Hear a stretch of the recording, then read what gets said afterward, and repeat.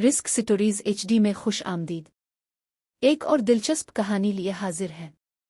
एक वक्त का किस्सा है। एक गांव में कुम्हार नाम का एक जागीरदार रहता था, जिसके पास बहुत पैसा था, लेकिन वो अपने पैसों को बहुत संभाल कर रखता था। यहाँ तक कि वो अपने मुलाजमों की तनख्वाह भी बहुत मुश्किल से देता था। उसके मुलाजिम तनख्वाह ना मिलने की वजह से उसे छोड़कर चले जाते थे। उसका एक खास मुलाजिम था जिसका नाम मीठा था। मीठे अजीब लोग हैं, एक महीने तनख्वाह न मिले तो छोड़कर चले जाते हैं। कोई ऐसा बंदा ढूंढ जो मुलाजमत छोड़कर ही न जाए। अरे सेठ साहब, लोग काम ही पैसों के लिए करते हैं, अब उन्हें पैसे नहीं मिलेंगे तो छोड़कर ही जाएंगे ना। मुझे ऐसे लोग नहीं पसंद, मुझे तो ऐसे मुलाजिम पसंद है जो पैसे भी न ले और काम भी दिन रात करें। सेठ साहब, ऐसे मुलाजिम तो ऑर्डर पर बनवाने पड़ेंगे लक्कड़ के, फिर चुपचाप खड़े काम करते रहेंगे और पैसे भी नहीं मांगेंगे। ये तू क्या बकवास कर रहा है? तुझे तनख्वाह टाइम पर मिल जाती है तो तुझे बड़ा बोलना आ रहा है। रोक लिए ना तेरे पैसे तो तेरी अकल ठिकाने आ जाएगी। अरे मालिक, आप तो गुस्सा ही कर गए। आप फिक्र क्यों करते हो? मैं ऐसा मुलाजिम ढूंढ कर लाता हूँ जो तनख्वाह नहीं मांगेगा।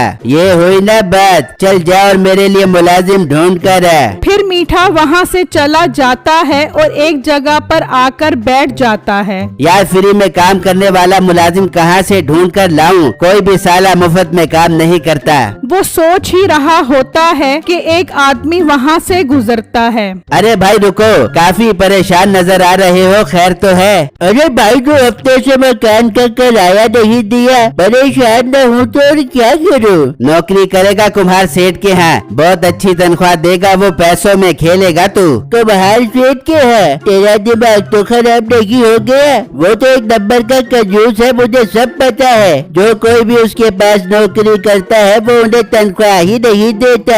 अपनी नौकरी तो अपने पास रख, मैं जा रहा हूँ। ये कहकर वो आदमी वहाँ से चला जाता है। अरे यार, ये कुम्हार सेठ तो हर जगह बदनाम है, पता नहीं कब्र में लेकर जाएगा ये पैसा। अब कहाँ से मुलाजिम ढूंढूं? अगर मुलाजिम न लेकर गया तो वह मुझे तनख्वाह नहीं देगा। मीठा परेशानी में वहाँ से निकलता है और अपने घर आ जाता है तो उसकी बीवी कहती है, तो इतना परेशान नजर आ रहा है तू। अरे बेगम, तुझे क्या बताऊं, बात ही परेशानी वाली है। फिर मीठा उसको सारी बात बताता है। ये सुनकर उसकी बेगम के दिमाग में एक बात आती है। मिठे, परेशान मत हो, तेरा मसला समझ हल हो गया। वो साथ वाले घर में जो मोटा लड़का रहता है ना, कल शाम में मेरे पास आया था, कह रहा था कि बड़े शोर को बोल के मेरी नौकरी लगवा दो। मैंने गुस्से में उसे भगा दिया। चल उसके पास, वही कुमार सेठ के पास नौकरी कर बेगा। वाह बेगम, तूने तो मेरा मसला ही हल कर दिया, चल उसके पास। फिर वो दोनों उसके पास जाते हैं तो वो उस वक्त अपनी माँ के साथ ही बैठा होता है। प्यारे भाई साहब, मेरी बेगम बता रही थी कि कल आप उसके पास आए थे नौकरी मांगने के लिए। जी भाई, मुझे नौकरी की बहुत सख्त जरूरत है, क्या आप मुझे नौकरी दिलवा सकते हो? हाँ हाँ, कुमार सेठ के यहाँ बहुत काम है, तुम समझो तुम्हारी नौकरी पक्की हो गई। अरे भाई, ये तो बहुत खुशी की बात है। माँ जी, आपके बेटे को नौकरी मिल गई, आपकी दुआएं कबूल हो गई माँ जी। अच्छा अच्छा, खुश बाद में हो लेना, पहले मैं तुम्हें कुम्हार सेठ के घर का पता समझा देता हूँ, कल तुम टाइम से पहुँच जाना। फिर मीठा उसको कुम्हार सेठ के घर का पता बताता है और फिर वो दोनों वहाँ से चले जाते हैं। माँ जी, आपकी दुआओं में तो बहुत असर है, देखो कैसे घर बैठे बैठे नौकरी आ गई। हाँ बेटा, बस अब तू दिल लगा कर नौकरी करी और खूब पैसा कमाई। हाँ माँ जी, मैं बहुत सख्त मेहनत करूँगा और कुमार सेठ का बाजू बन जाऊँगा, फिर देखना उनका मेरे बगैर दिल भी नहीं लगा करेगा। वाह बेटा, दिल खुश कर दिया तूने। फिर अगले दिन मीठा कुम्हार सेठ के पास जाता है। हाँ मीठे, मुलाजिम का इंतजाम हुआ कि नहीं? अरे मालिक, ऐसा मस्त मुलाजिम ढूंढा है ना, आप मिलोगे तो खुश हो जाओगे। कहाँ पर है मुलाजिम, नजर नहीं आ रहा है। अरे मालिक, बस आने ही वाला होगा। वो बातें कर ही रहे होते हैं कि बिट्टू वहाँ पहुँच जाता है। लो मालिक, आ गया वो मुलाजिम, अब खूब काम करवाना इससे। हाँ हाँ ठीक है, आओ लड़के आओ, काफी हट्टे कट्टे लग रहे हो। काम काज सब कर लेते हो ना? जी कुम्हार मालिक, मैं रोटी बर्तन आटा झाड़ू झाड़ू सफाई सुथराई सब कर लेता हूँ। अरे वाह मीठे, ये तो वाकई काम का बंदा है। जाओ फिर मेरे लिए समंदर से मछली पकड़ कर आओ। पर मालिक, आपको समंदर से मछली पकड़वाने की क्या जरूरत है? मैं बाजार से आपके लिए मछली खरीद कर लेकर आता हूँ। तुम पागल तो नहीं हो गए? अब मालिक बाजार से फार्मी मछलियाँ मंगवा कर खाएंगे। मालिक समंदर की देसी मछलियाँ खाने के आदी हैं। तुम जाओ समंदर से मछली पकड़ कर आओ। बिट्टू ये बात सुनकर थोड़ा परेशान हो जाता है और समंदर से मछलियाँ पकड़ने के लिए निकल जाता है। अरे वाह मालिक, अगर ये मुलाजिम समंदर से मछली पकड़ने में कामयाब हो गया तो फिर तो आपको फ्री की मछलियाँ मिलती रहेंगी। हाँ तो और क्या, मैं पागल हूँ जो पैसे खर्च करके मछली मंगवाऊँ। वहाँ बिट्टू समंदर के किनारे कांटा डालकर उदास बैठा होता है, लेकिन कोई मछली ही नहीं आती। यार, ये कुमार सेठ ने अजीब काम मेरे जिम्मे लगा दिया है। मैं मछली कहाँ से पकड़ूं? फिर अचानक बिट्टू के कांटे में मछली आ जाती है और वो बहुत खुश होता है और कुम्हार सेठ के पास ले जाता है।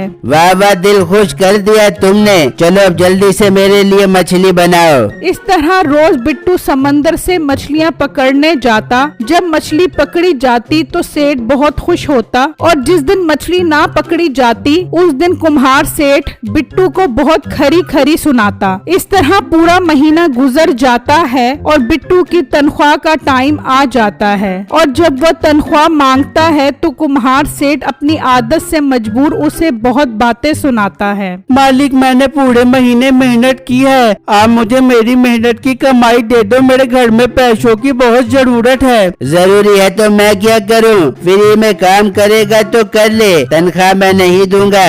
बिट्टू ये बात सुनकर उदास होकर वहाँ से चला जाता है और उस समंदर के किनारे पर आकर बैठ जाता है। वो सोचों में डूबा हुआ होता है कि वहाँ कश्ती में एक बूढ़ी औरत आती है। बेटा, जल्दी से मेरे साथ चलो, समंदर में मेरा बेटा गिर गया है, जल्दी से उसे निकलवाओ। बिट्टू कुछ सोचे बगैर उस कश्ती में सवार हो जाता है और वो समंदर के बीचों बीच आ जाते हैं। माँ जी, कहाँ पर गिरा है आपका बेटा? जब बिट्टू गौर करता है तो वो बूढ़ी औरत हंस रही होती है। अम्मा जी, आपका बेटा समंदर में गिर गया और आप हंस रही हो। वो बुढ़िया तो बस हंसे ही जा रही होती है। फिर अचानक वो बिट्टू को समंदर में धक्का दे देती है और जब बिट्टू अपना सर समंदर से बाहर निकालता है तो वो दूसरी ही दुनिया में होता है। वो समंदर से बाहर निकलकर थोड़ा आगे आता है तो दरख्त पर सोने के सेब लगे होते हैं। यार, ये तो जादुई दुनिया में आ गया हूँ मैं। यहाँ तो हर तरफ सोना ही सोना है। मैं दरख्त से सोने के सेब तोड़ लेता हूँ। वो सेब तोड़ने लगता है कि अचानक वही बुढ़िया आ जाती है। बूढ़ी अम्मा, आप तो वही हो जिसने मुझे समंदर में धक्का दिया है। हाँ, मैं वही हूँ और मैं जादुई दुनिया की मालकिन हूँ। तुम बहुत अच्छे इंसान हो, इसलिए मैंने तुम्हारी मदद की है। तुम्हारा जितना दिल करे तुम यहाँ से सोने के सेब ले जा सकते हो। बूढ़ी अम्मा, ये तो आपका बहुत बड़ा एहसान होगा मुझ पर जो आप मेरी मदद कर रही हो, पर मैं वापस कैसे जाऊंगा?